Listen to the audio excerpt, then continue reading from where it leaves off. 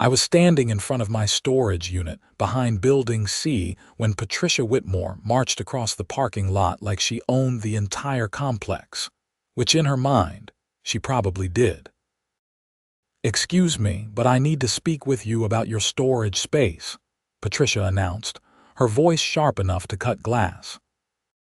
She wore a powder blue pantsuit that screamed HOA president, and her perfectly coiffed blonde hair didn't move an inch despite the Texas wind whipping through the Austin apartment complex.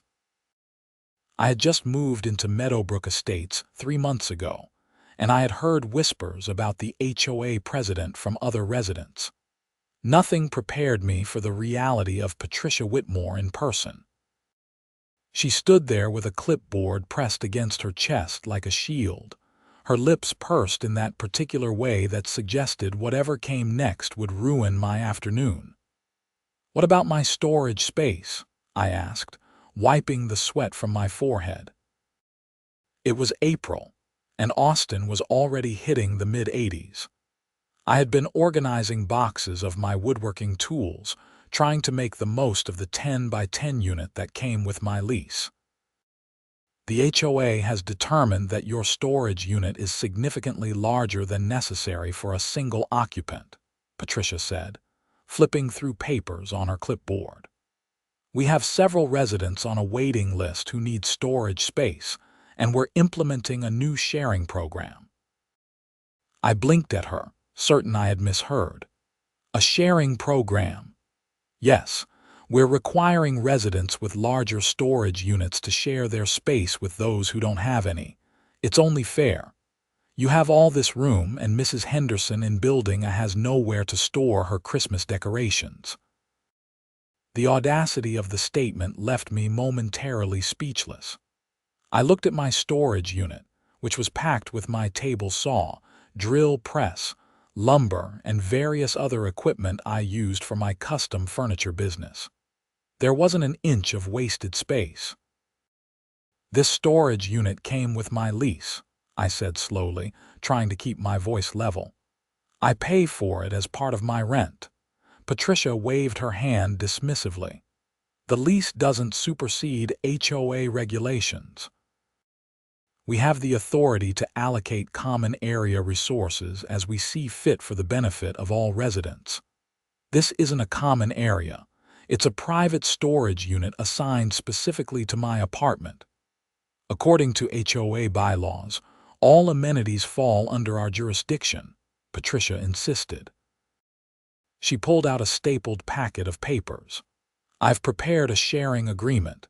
You'll maintain access to your unit, of course, but Mrs. Henderson will also receive a key.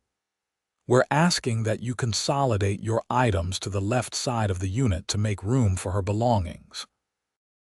I took the papers from her, scanning through them quickly. The agreement was anything but. It demanded I surrender half my storage space immediately and threatened fines of $50 per day for non-compliance, starting in 72 hours. "I'm not signing this," I said, handing the papers back. Patricia's expression hardened.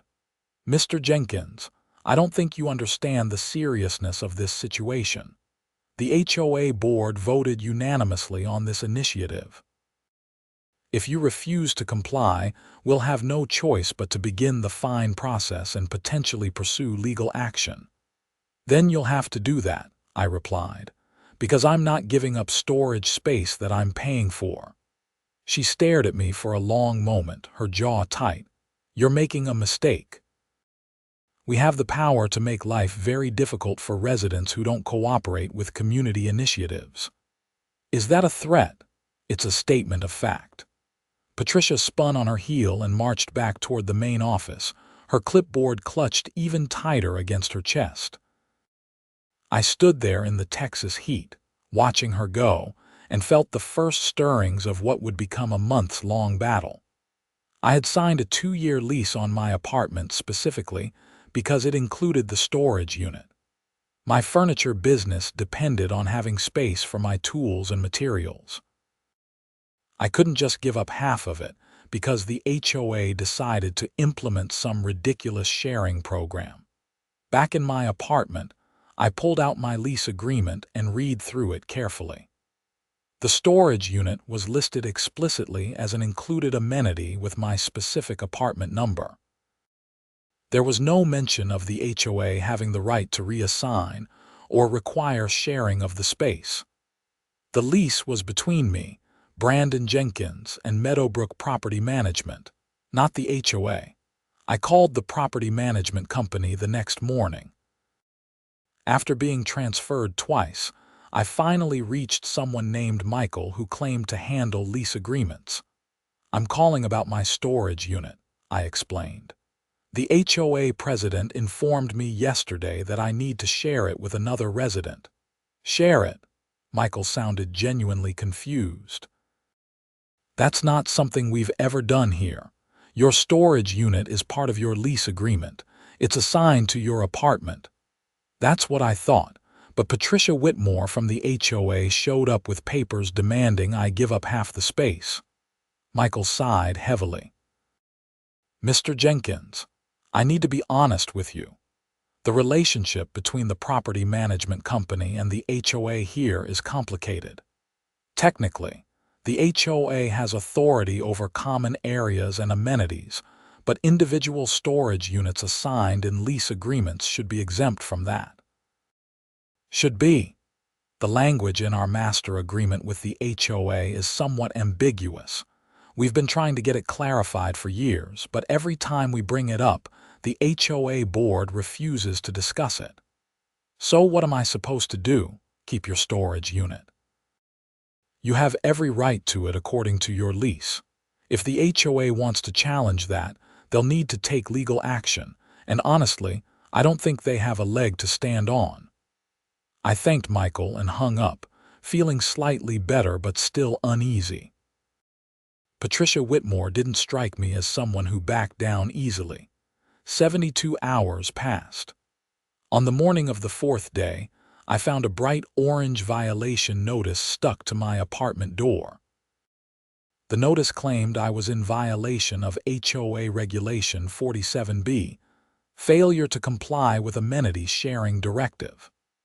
The fine was $50 per day, retroactive to when Patricia had first approached me. I photographed the notice and immediately drafted an email to the HOA board, attaching copies of my lease agreement with the relevant sections highlighted. I explained that my storage unit was explicitly part of my lease, that I was paying for it, and that I had no obligation to share it with anyone. I kept the tone professional but firm. The response came 2 hours later, not from the general HOA email but from Patricia's personal address. "Mr. Jenkins, your lease agreement does not supersede HOA authority over community amenities. All residents must contribute to the collective good of our community. Your continued refusal to comply demonstrates a selfish attitude that has no place in Meadowbrook Estates. The fines will continue to accumulate until you sign the sharing agreement. Additionally, the HOA board will be reviewing your residency status at our next meeting." Reviewing my residency status. What did that even mean? I couldn't be evicted by an HOA. They weren't my landlord. I called Michael at the property management company again. "They can't evict you," he confirmed. "Only we can do that, and only if you violate your lease terms. Using your storage unit as outlined in your lease isn't a violation, but what? The HOA can make things difficult. They can fine you, send violation notices, potentially place a lien on your property if fines get high enough, though that's more applicable to owned units rather than rentals. So what should I do? Honestly, you might need a lawyer. This is heading into legal territory that's beyond what I can help with." That afternoon, I made an appointment with a local attorney who specialized in property law. Rachel Morrison had good reviews online and offered a free initial consultation. Her office was in downtown Austin, in one of those converted houses that now held 3 different law practices. Rachel was in her mid-40s, with dark hair pulled back in a practical ponytail and glasses that gave her a scholarly appearance. She listened to my story without interrupting, occasionally making notes on a legal pad. "You own your apartment or rent it?" she asked when I finished. "I rent it. 2-year lease." "Good. That actually makes this simpler. The HOA has very limited authority over renters. Their primary enforcement mechanisms work against property owners. With renters, they're mostly limited to working through the property owner or management company." She flipped through the copies of documents I had brought. "Your lease is clear. The storage unit is part of your rental agreement. The HOA can't unilaterally change that. So the fines aren't valid. The fines are nonsense. They're hoping you don't know your rights and will cave to pressure. But here's what concerns me." She tapped the email from Patricia. "This mention of reviewing your residency status. That suggests they might try to pressure the property management company to not renew your lease when it comes up. Can they do that? Not legally, no. But if the property management company wants to avoid conflict with the HOA, they might choose not to fight for you. It depends on their backbone and the exact nature of their agreements with the HOA." Rachel agreed to write a formal letter to the HOA on my behalf, asserting my rights under the lease agreement and demanding they cease the fines and harassment. She charged me $500 for the letter and initial consultation, money I hadn't planned to spend but couldn't avoid. The letter went out the next day via certified mail. For 3 blissful days, I heard nothing. Then the HOA escalated. I came home from a client meeting to find a chain and padlock on my storage unit. A laminated notice hung from the chain. "Storage unit sealed pending compliance with HOA regulations. Contact HOA office to resolve."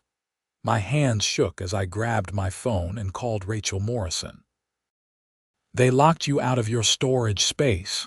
Her voice was sharp with anger. "That's illegal. That's absolutely illegal. They just committed theft by taking control of your property." "What do I do?" "First, call the police and report it.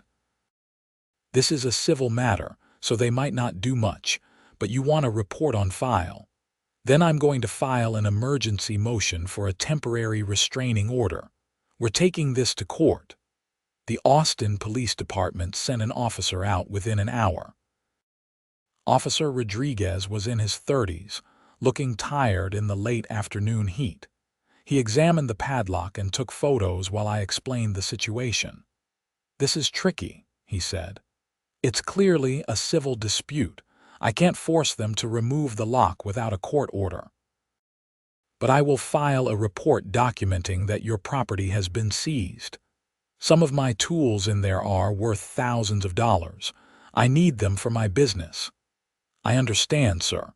That's something you'll need to address through the courts. The report will help establish a timeline if you pursue legal action." After Officer Rodriguez left, I sat on the curb in front of my storage unit and felt the full weight of the situation.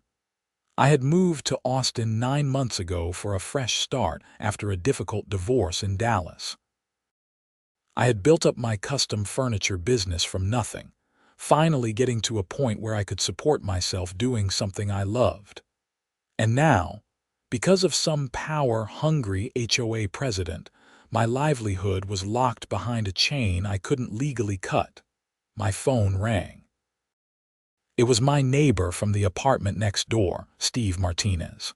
"Hey man, I just heard what happened with your storage unit. That's completely messed up. Word travels fast. Patricia's been going around telling everyone you're a problem resident who refuses to follow community rules. She's painting you as some kind of troublemaker. Of course she is. Listen, a bunch of us are getting together tonight at my place. Other residents who are tired of the HOA's garbage. You should come. 7 o'clock. I almost declined, wanting to just hide in my apartment and feel sorry for myself. But Steve was insistent, and ultimately, I figured I might as well know if I had any allies in this fight. Steve's apartment was packed when I arrived. I recognized several faces from around the complex, maybe 15 people total. They ranged from young professionals to retirees, all with one thing in common: frustration with the HOA. "Brandon's here," Steve announced as I walked in. "He's the one I was telling you about with the storage unit situation." A woman in her 60s approached me, extending her hand. "I'm Dorothy Chen. I've lived here for 8 years, and Patricia Whitmore has been a nightmare for at least 6 of them." Others chimed in with their stories. The HOA had fined one couple $300 for having a doormat that was the wrong color. Another resident received violation notices for parking in visitor spots, even though she had guests staying with her. Someone else had been threatened with legal action for installing a bird feeder on their balcony. "The problem is that most people just pay the fines," Steve explained. "It's easier than fighting. Patricia knows that. She counts on people being too busy or too intimidated to push back." "Well, I'm pushing back," I said. "I've got a lawyer and we're filing for a restraining order against the HOA." The room went quiet. Dorothy was the first to speak. "You're actually taking them to court." "I don't have a choice. My business depends on the tools in that storage unit. I can't just let them steal my property." "Good," Dorothy said firmly. "It's about time someone stood up to her. What can we do to help?" Over the next hour, we formed a plan. Several residents agreed to provide written statements about HOA overreach and harassment. Steve, who was handy with websites, offered to create a page documenting issues with the Meadowbrook Estates, HOA. Dorothy knew a reporter at the Austin American-Statesman who might be interested in the story. For the first time since this nightmare began, I felt like I wasn't alone. Rachel filed the emergency motion on Friday morning.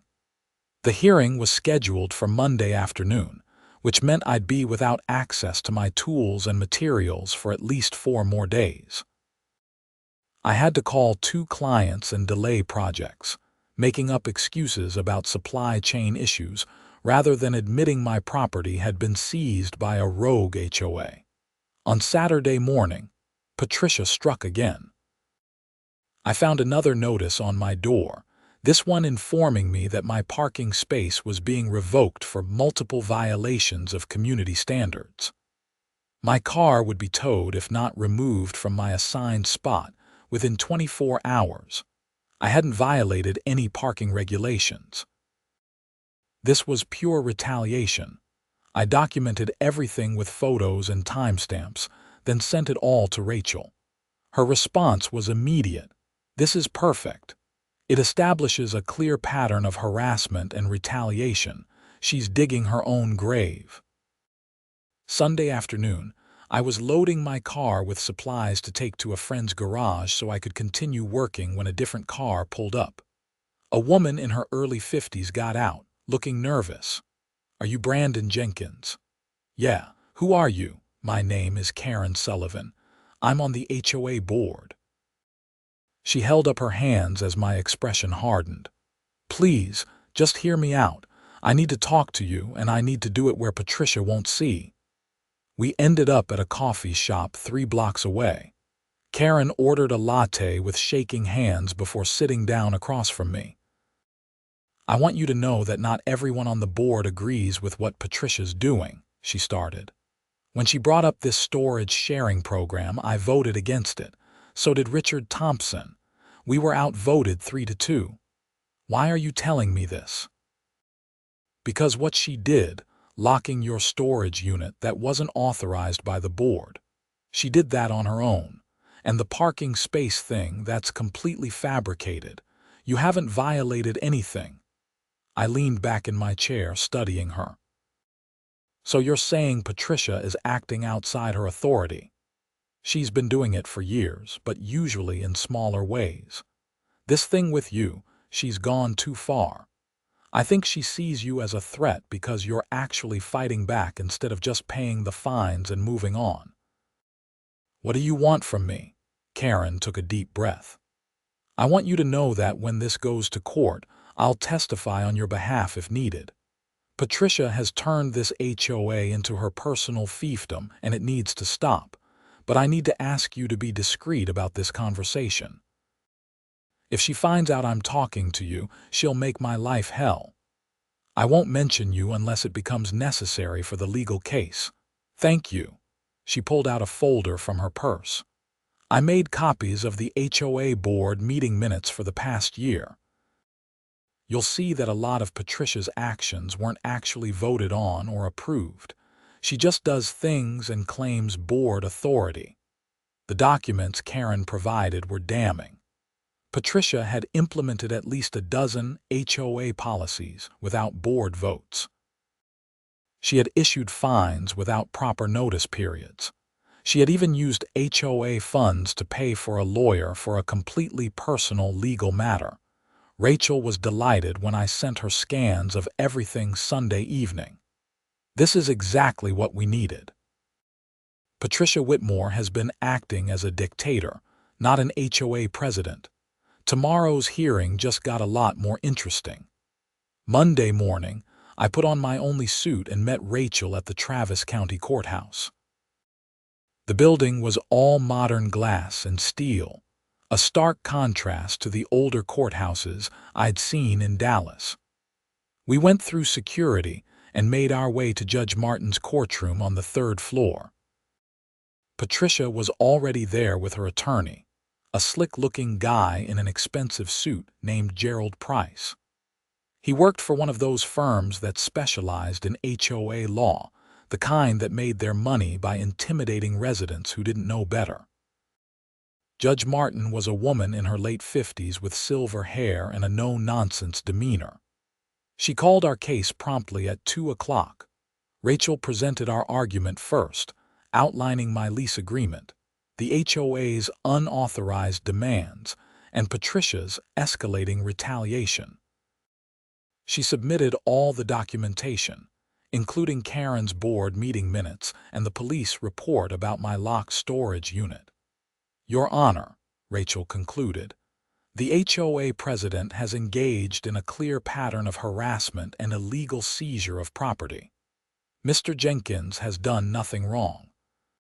He is simply trying to use an amenity that he pays for as part of his lease agreement. We're asking for an immediate temporary restraining order requiring the HOA to remove the padlock, cease all fines, and restore Mr. Jenkins's parking privileges. Additionally, we're asking the court to order the HOA to cover Mr. Jenkins's legal fees given the frivolous nature of their actions. Gerald Price stood up, all confidence and bluster. Your Honor, the HOA has a responsibility to all residents of Meadowbrook Estates. Mr. Jenkins has repeatedly refused to comply with community standards and regulations. The storage sharing program is a reasonable initiative designed to equitably distribute limited resources. Judge Martin held up a hand, stopping him. Counselor, I've read through the submissions. Can you show me where in Mr. Jenkins's lease agreement it states that his storage unit is subject to reallocation by the HOA? Gerald flipped through his papers. Your Honor, the HOA bylaws give the board authority over amenities. That's not what I asked. I asked about Mr. Jenkins's lease agreement. The lease is subordinate to HOA regulations. Is it? Because I'm looking at this lease right now, and I see no such clause. In fact, the storage unit is clearly defined as an included amenity specific to Mr. Jenkins's apartment. Judge Martin's tone was growing sharper. What I'm seeing here is an HOA attempting to unilaterally modify a lease agreement to which it is not a party. Gerald tried another approach.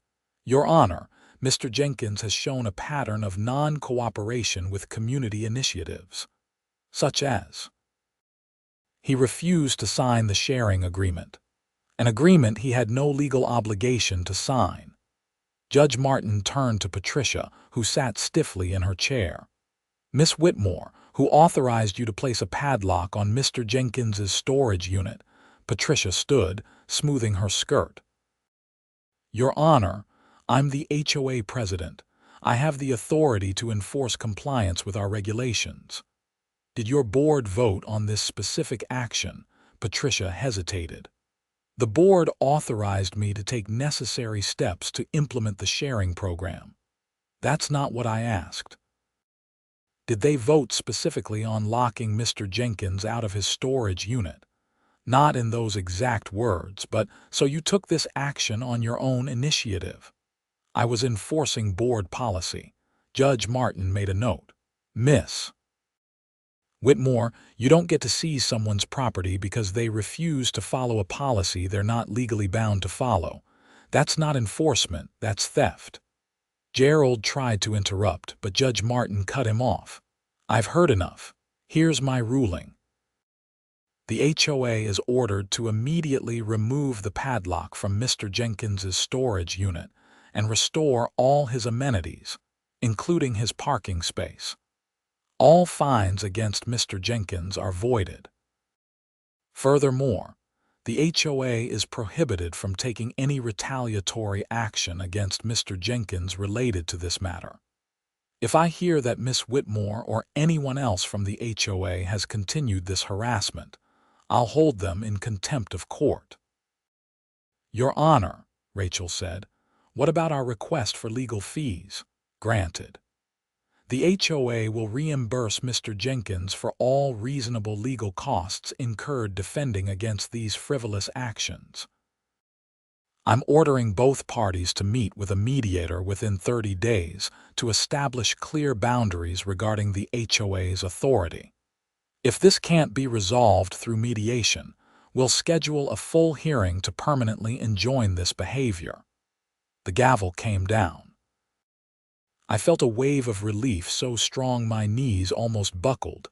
Outside the courtroom, Patricia stormed past us without a word, Gerald hurrying after her. Rachel shook my hand, grinning. "That went better than I expected. Judge Martin was not having any of their nonsense. What happens now?" "They have to remove that padlock today. If they don't, let me know immediately and we'll file a contempt motion. As for the mediation, we'll use that to get a clear written agreement about what the HOA can and cannot do. They've been operating in this gray area for too long." I drove back to Meadowbrook Estates in a daze, hardly believing it was over. When I pulled into the complex, I headed straight for my storage unit. The padlock was gone. The chain was gone. My storage unit stood open, untouched. I walked inside and did a quick inventory. Nothing appeared to be missing or damaged. All my tools were exactly where I'd left them. I felt a surge of emotion, unexpected and overwhelming. This stupid storage unit had become a symbol of something larger, a line I'd refused to let Patricia cross. My phone buzzed. It was Steve. "Dude, I just heard what happened in court." "That's amazing." "Who told you?" Dorothy was there. She wanted to see how it went, so she drove down to the courthouse and sat in the gallery. She's already texted like half the complex. That evening, Steve organized an impromptu celebration at his apartment. More people showed up than the first meeting, word having spread about the court victory. People brought food and drinks, and the atmosphere was almost giddy. Dorothy raised a glass. "To Brandon, for having the guts to stand up to the tyrant." Everyone cheered. I felt embarrassed but also grateful. These people, most of whom I'd barely known a week ago, had become allies and friends. The good mood was broken around 9 o'clock when someone's phone buzzed with a notification. Then another phone. Then another. "Oh no," Steve said, looking at his screen. "What?" He turned his phone around. It was an email from the HOA, sent to all residents. The subject line read, "Important notice regarding building maintenance assessment." I read through the email with growing disbelief. The HOA was implementing an immediate special assessment of $500 per unit to cover urgent building repairs. All residents had to pay within 30 days. "This is because of me," I said. "She's making everyone pay because she's mad about losing in court." Dorothy shook her head. "This is because she's vindictive and petty. Don't take this on yourself, Brandon. Patricia has been looking for excuses to squeeze money out of residents for years. But I knew the timing wasn't a coincidence. Patricia was punishing the entire complex for my victory." Over the next few days, the backlash against the special assessment was intense. Residents flooded the HOA office with complaints. Many pointed out that there had been no mention of urgent repairs until after the court case. Some demanded to see detailed documentation of what repairs were needed. Patricia's response was a terse email stating that the board had full authority to levy special assessments, and that failure to pay would result in fines and potential legal action. That's when things got interesting. Karen Sullivan, the board member who had secretly met with me, called an emergency board meeting. As a board member, she had the right to do so according to the HOA bylaws. She posted notice of the meeting on the community bulletin board and sent out an email to all residents. Patricia tried to cancel the meeting, but Karen stood firm. The bylaws were clear.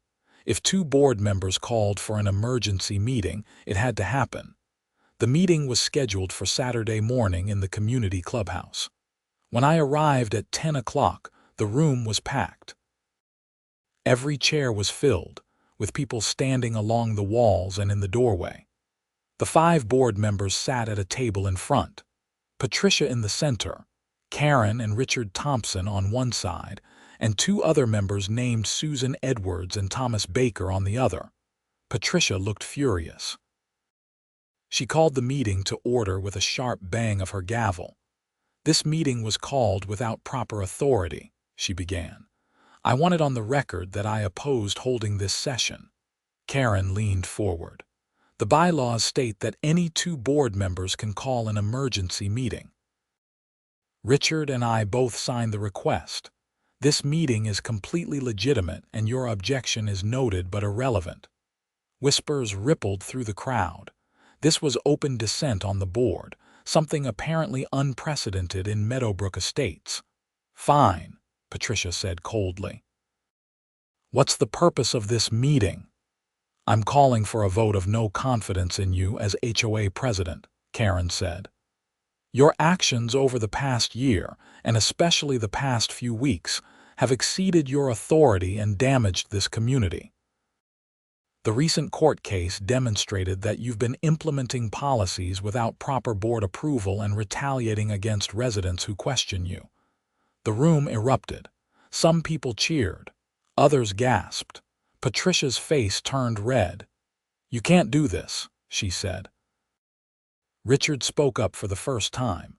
"Actually, we can. Bylaws Section 8, subsection C. Board members can vote to remove officers for cause. I'm seconding Karen's motion." Gerald Price, the HOA lawyer, was sitting in the front row. Patricia turned to him desperately.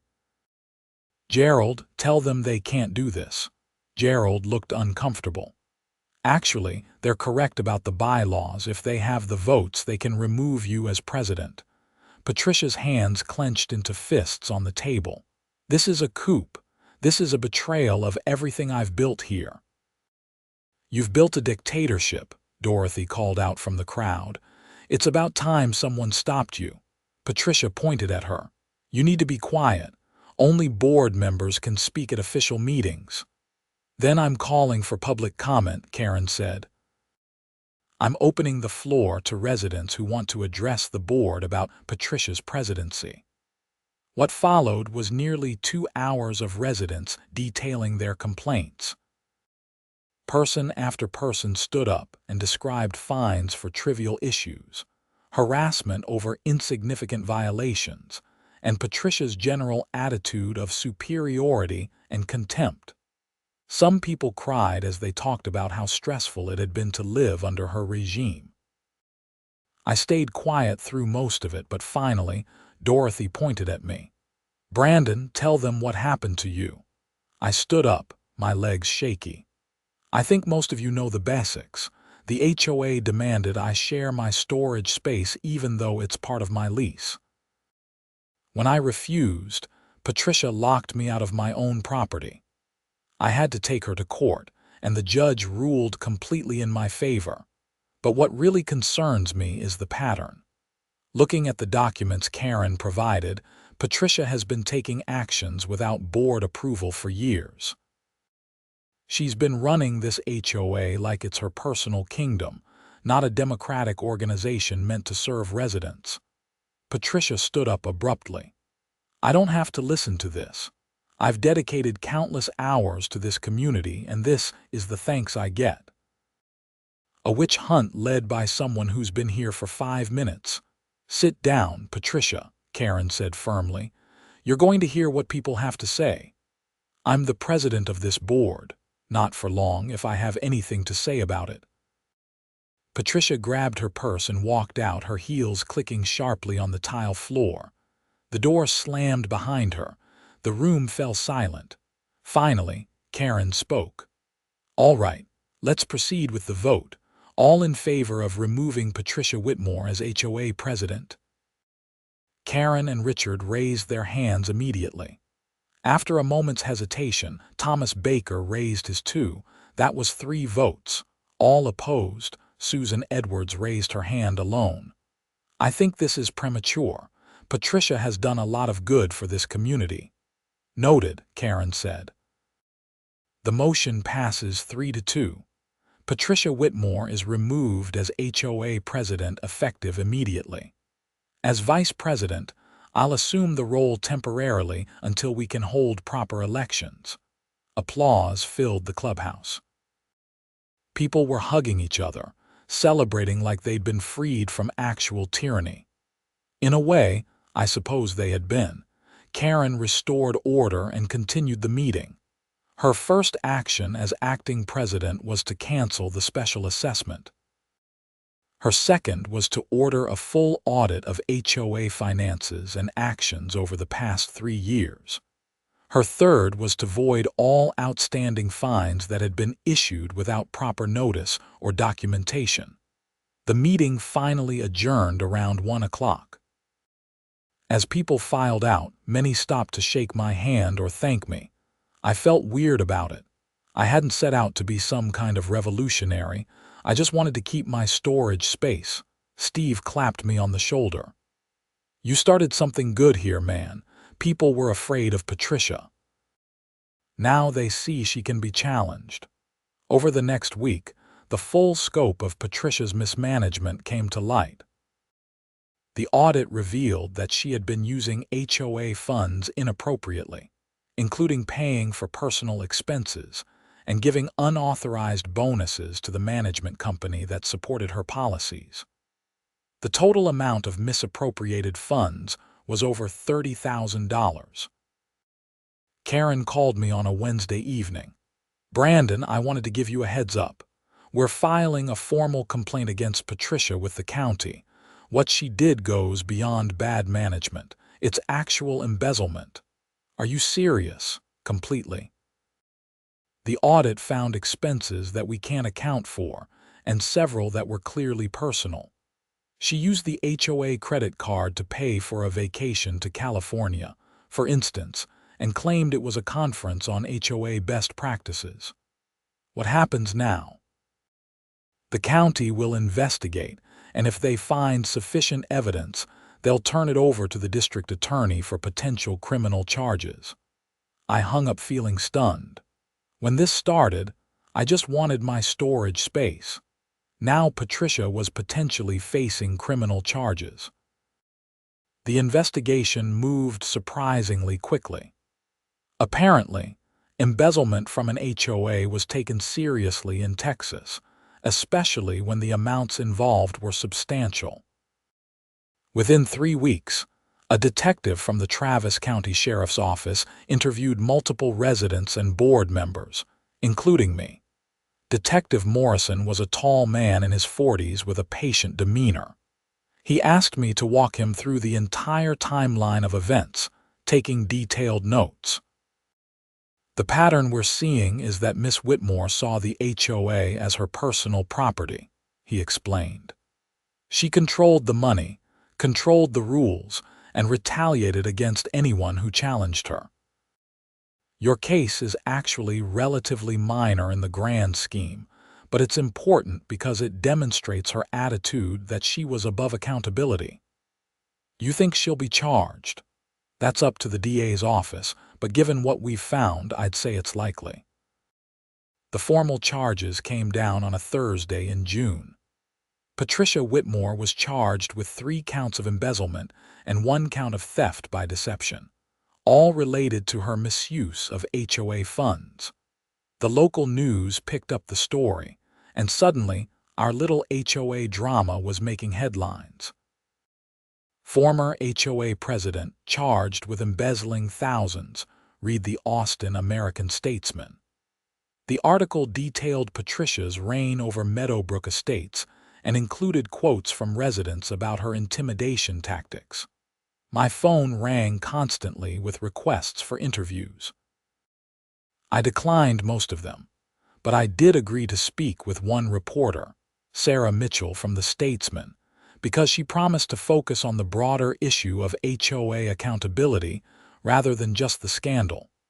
We met at the same coffee shop where Karen had secretly met with me months earlier. Sarah was young, maybe late 20s, with bright red hair and an intense focus. What made you decide to fight back when so many others just paid the fines and moved on? She asked. I didn't really think about it that way at the time, I admitted. I just knew that what she was demanding didn't make sense according to my lease. I couldn't afford to give up my storage space. But I think a lot of people are intimidated by official-sounding demands. When someone in authority tells you that you have to do something, there's a natural inclination to comply even if it doesn't seem right. You think HOA abuse is a widespread problem. I think any time you give a small group of people power over others without proper oversight, there's potential for abuse.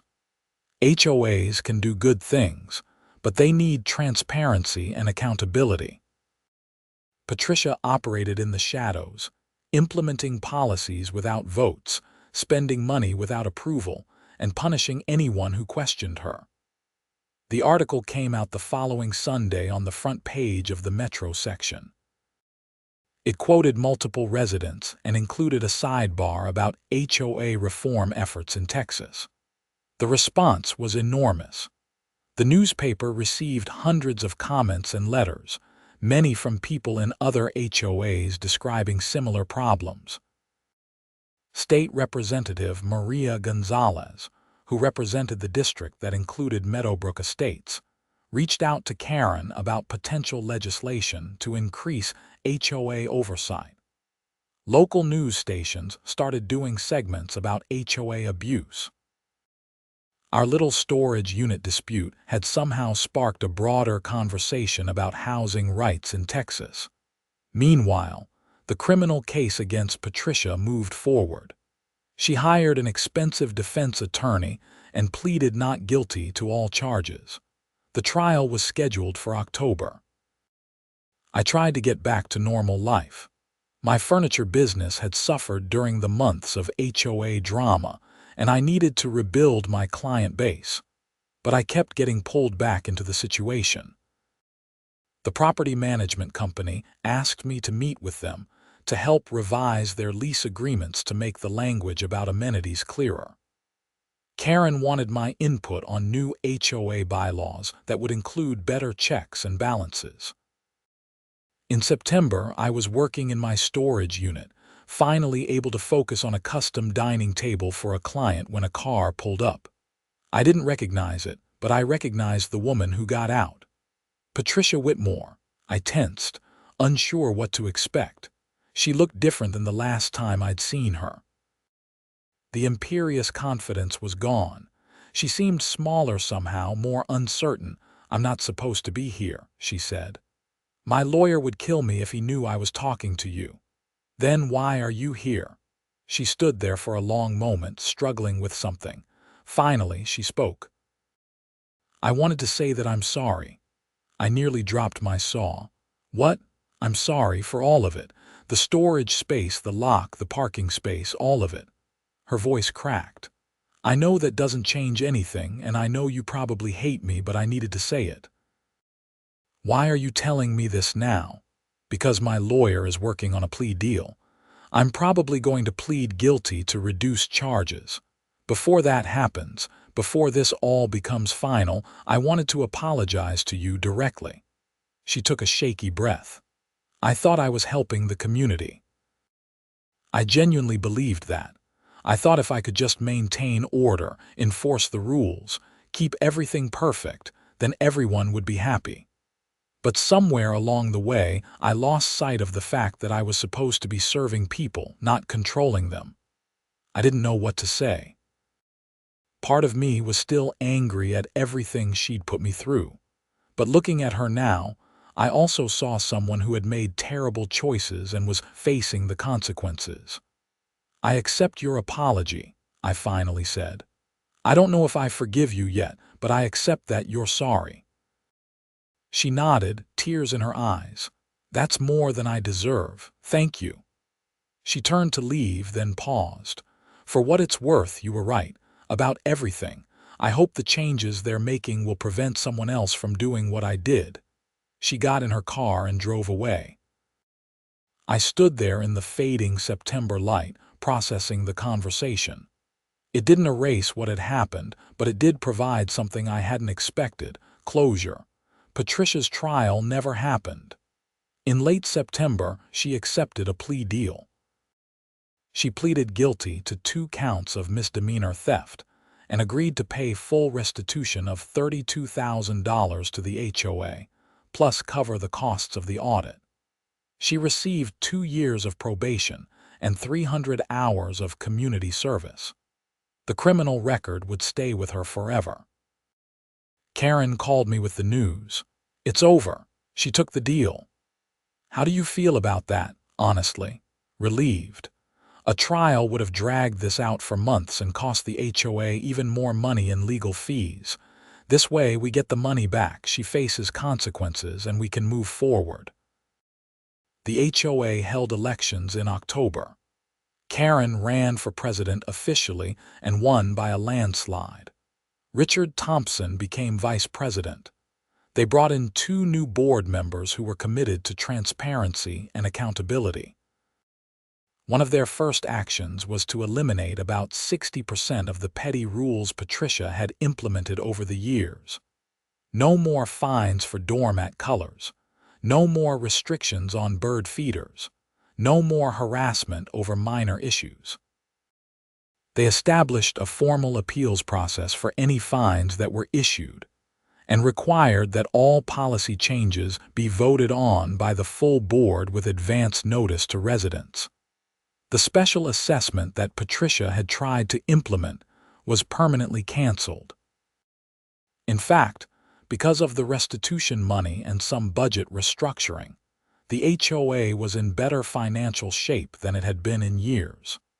In November, Representative Gonzalez invited me to testify before a state legislative committee looking at HOA reform. I drove to the Capitol building in downtown Austin, nervous about speaking in such an official setting. The committee room was formal and intimidating, with legislators seated at a raised bench and witnesses at a table below. I was one of 6 people testifying that day. When my turn came, I told the story of my storage unit dispute and the broader issues it had revealed about HOA governance. I talked about the lack of oversight, the potential for abuse, and the way Patricia had operated essentially unchecked for years. The system allowed one person to become a tyrant, I concluded. Not because she was uniquely evil, but because there weren't sufficient safeguards. HOAs need mandatory audits, term limits for board members, and clear appeals processes. Residents need to know their rights and have realistic ways to challenge unfair decisions. The committee asked questions for another 20 minutes. Representative Gonzalez thanked me for my testimony and said they were working on legislation that would address many of these issues. Driving back to Meadowbrook Estates, I felt a sense of accomplishment that went beyond just winning my personal battle. Maybe some good would come from all of this after all. Life slowly returned to normal. My furniture business recovered, helped by a feature in a local design magazine about custom woodworkers in Austin. I completed the dining table I'd been working on, along with 6 chairs, and the client was thrilled. Orders started coming in steadily. Steve and his girlfriend got engaged, and he asked me to be a groomsman. Dorothy organized a book club that met monthly in the community clubhouse. The atmosphere at Meadowbrook Estates transformed from tense and fearful to actually pleasant. People chatted in the parking lot, neighbors helped each other, and the community started feeling like an actual community. My lease was up for renewal in February. I had worried that the property management company might not want to renew given all the drama, but Michael called me personally. "We'd love to have you stay," he said. "Honestly, what you did has made our job easier. The new HOA board is reasonable and easy to work with. We're actually able to focus on property management instead of constantly dealing with complaints about Patricia." I signed a new 2-year lease. Same apartment, same storage unit, no sharing required. In March, I ran into Susan Edwards in the mailroom. She had been the one board member who voted against removing Patricia as president. We'd never spoken directly. "I owe you an apology," she said. I didn't understand what was really happening until after Patricia was removed and we saw the audit results. I thought she was just strict, not corrupt. "You weren't the only one who didn't see it. Still, I should have paid more attention." I let her have too much control because it was easier than questioning her. It was a reminder that Patricia's behavior had been enabled by people looking the other way, even if they meant well. The HOA reform bill that Representative Gonzalez had been working on passed the Texas legislature in May.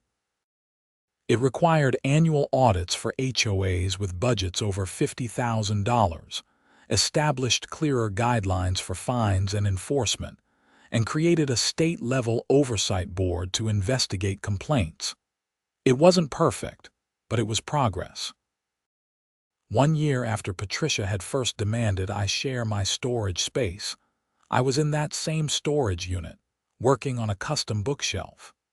The table saw hummed as I cut a piece of walnut, dust floating in the afternoon light streaming through the open door. Steve walked over, carrying 2 beers. "Thought you might want a break." I turned off the saw and accepted the beer gratefully. We stood there, looking out at the parking lot where this had all started. "You ever think about what would have happened if you just signed that sharing agreement?" Steve asked. "Sometimes. Life would have been simpler in the short term. But Patricia would still be running things.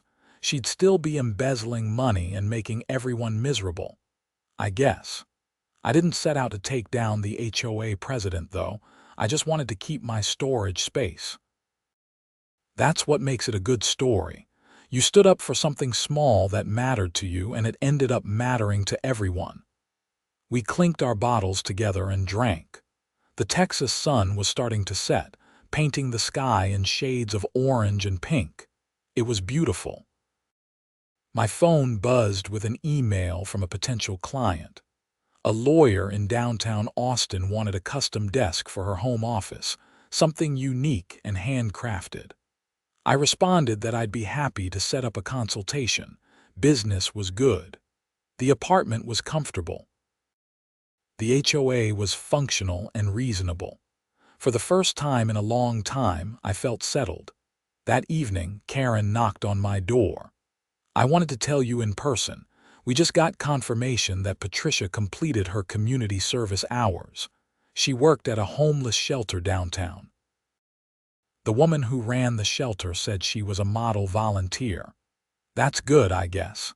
It is. It means maybe she learned something from all this. Also, the full restitution has been paid. The HOA's finances are totally secure. So it's really over. It's really over. Karen smiled. Well, except for one thing. The board wants to do something to thank you for everything.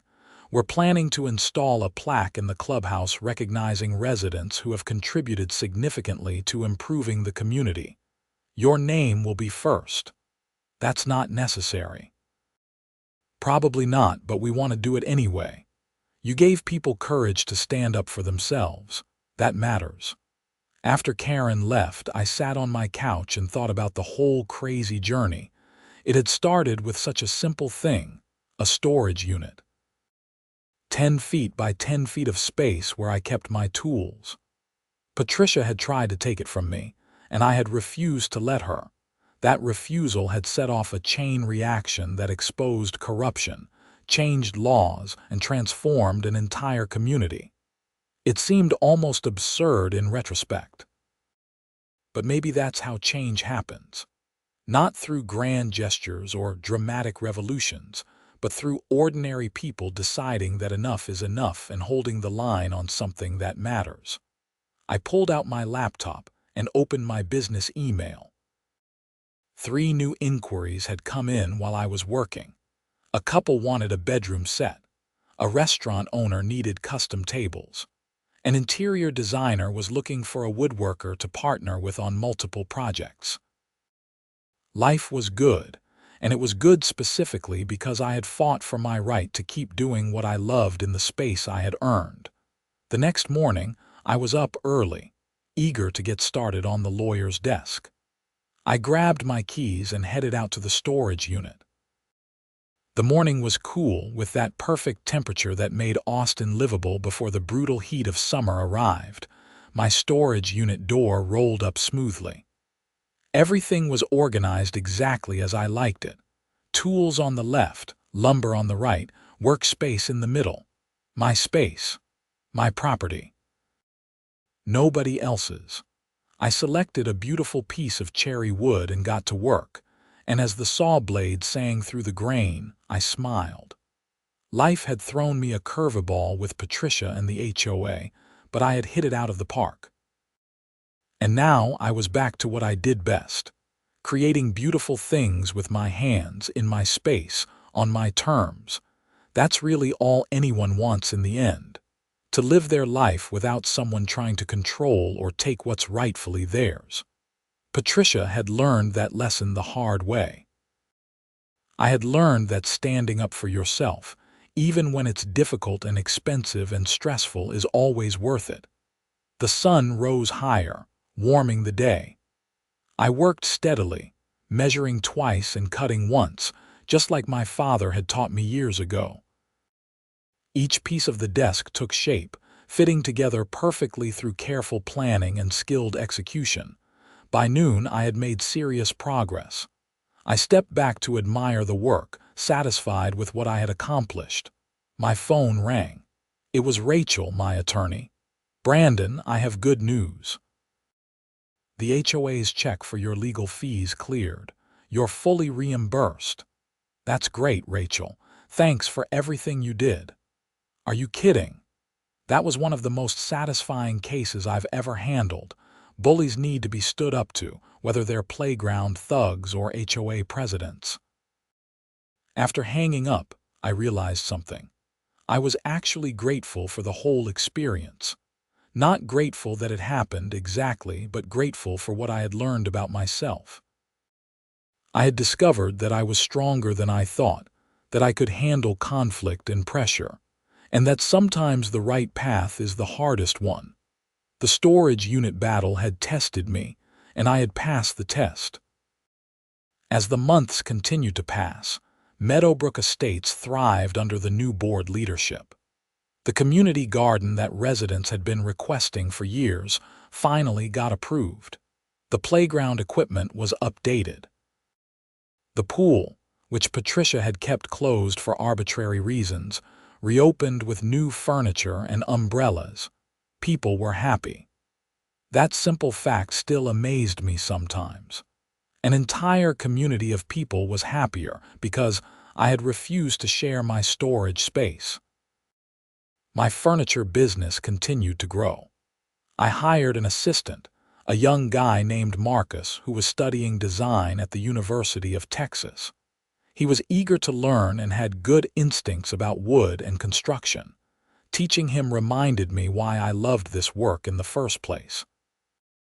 On the one-year anniversary of Judge Martin's ruling in my favor, Steve organized another gathering. But this time, it wasn't a tense strategy session. It was a proper party, with grilled food and music and kids running around. Dorothy brought a cake decorated with a picture of a storage unit and the words "Stand your ground." Everyone laughed, including me. "Speech," someone called out. I held up my hands. "No speech. I'm a woodworker, not a politician." "Come on, just a few words," Steve insisted. I looked around at all these faces, these neighbors who had become friends. "Okay, fine. I just want to say that what happened here wasn't about me being some kind of hero. It was about all of us deciding that we deserved to be treated fairly." Patricia forgot that she was supposed to serve the community, not rule it. The new board remembers that, and that's why things are better. So here's to actually having an HOA that works for us instead of against us. People cheered and raised their drinks. The party continued late into the evening, with genuine warmth and connection that would have been impossible a year earlier. As I walked back to my apartment that night, I felt profound contentment. The battle had been hard, but it had been worth fighting. I had my storage space, my business was thriving, my community was healthy, and I had learned that standing up for what's right, even in small things, can have ripple effects you never expected. The legal system had worked. Justice had been served. A corrupt official had faced consequences. And most importantly, regular people had learned that they didn't have to accept abuse from those in power. I unlocked my apartment door and stepped inside, looking forward to a good night's sleep and another productive day tomorrow. The storage unit dispute was over, truly over, and life was good. The end.